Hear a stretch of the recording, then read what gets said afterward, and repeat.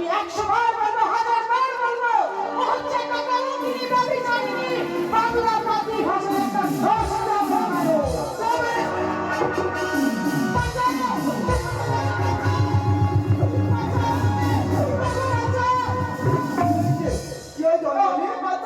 তুমি কাঁদছো কেন? ওগো দেখো না, তোমার দাদা আর বৌদি দাঁড়িয়ে থেকে কেমন করে তোমার ছোট ভাইকে নিয়ে আমাকে মার খাওয়ালো। আমার হাতটা মনে হয় ভেঙেই গেল গো, কি ভীষণ যন্ত্রণা। ও মা গো, আমার হাতটা মনে হয় ভেঙে গেছে। দেখো দেখো না। শোনো, একটা কথা কানে খুলে শুনে রাখো, তুমি যদি আজকে এই বাড়িতে ওপের একটা বিহিত যদি না করো না, আমি তোর কথা ঘুরিয়ে আজই বাপের বাড়ি চলে যাবো। এই আমি তোমাকে বলে দিয়ে গেলাম, বিহিত করতেই হবে তোমাকে। কেন কাঁদছিস? ও বড় বৌদিকে এইভাবে অপমান করবে কেন বেশটা? 100 বার বলবে, তাই মানে তুই মারবি নাকি?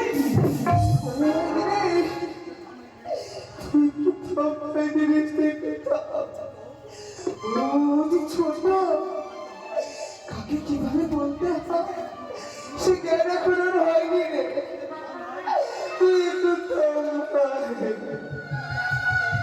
তোমাদের আসতে হবে, বাদরটা মাথায় উঠেছে।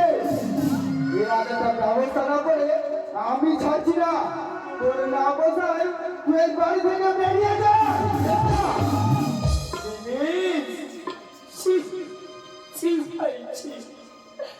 তোকে আমি আজ এই শিক্ষা দিয়ে এলাম ভাই। আজ তুই ভালো বন্ধুরা বিচারে নাম করি, তুই তোর স্ত্রীর কথা শুনে আজ তুই নিজের ভাইকে বাড়ি করতে চাস না। ভাই, তাহলে দাদা তুমি কি বলতে চাও? আমি ওকে বাড়ি থেকে বাড়ি করে দিই? কি হয় দাদা, তাই কি হয়? আমি যে তোমার সর্দার ভাই, আর এই সর্দার ভাইয়ের চেয়ে আর তুমি যে তোমার আপন স্ত্রী, তোমার আপন স্ত্রী কি পর হবে বল মেজদা? তবে শোন, বেরিয়ে যা, বেরিয়ে যা।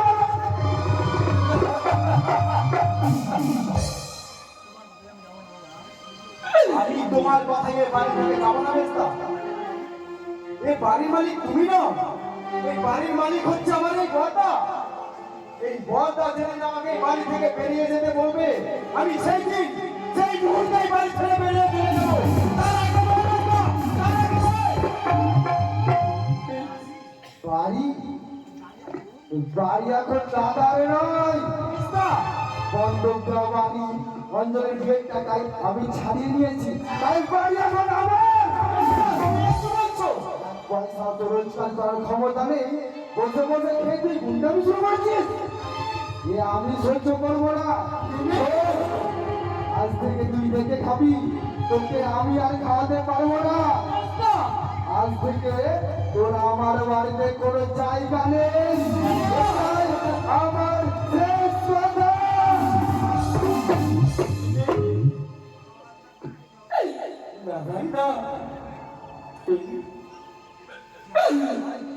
আমাকে ছেড়ে যাস না রে ভাই, তুই ওর কথাই রাগ করিস না। আমাকে ছেড়ে যাস না রে ভাই, আমাকে ছেড়ে যাস না। যাবো না, যাবো না কেন বলতাম? ওর বাড়ি, ও রোজগার করে, তবে তো আমরা দুবেলা দুমুঠো খেতে পারতিস না। তাই তো ও আজ এইভাবে আমাদের অপমান করে চলে গেল বলতা, এইভাবে অপমান করে চলে গেল।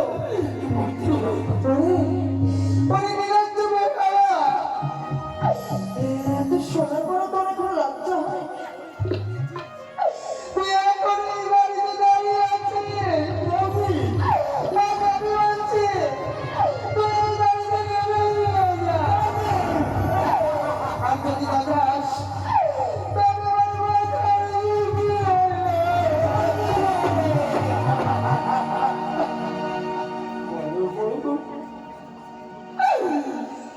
আজ তুমি এত বড় ভাষা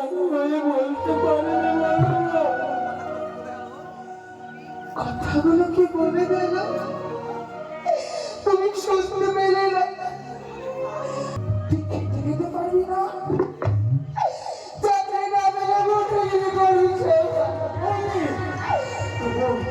তোমার কখনো তুই এই বাড়িতে ফিরে আসবে না, আর যদি ফিরে আসিস তবে আমার টুটুলে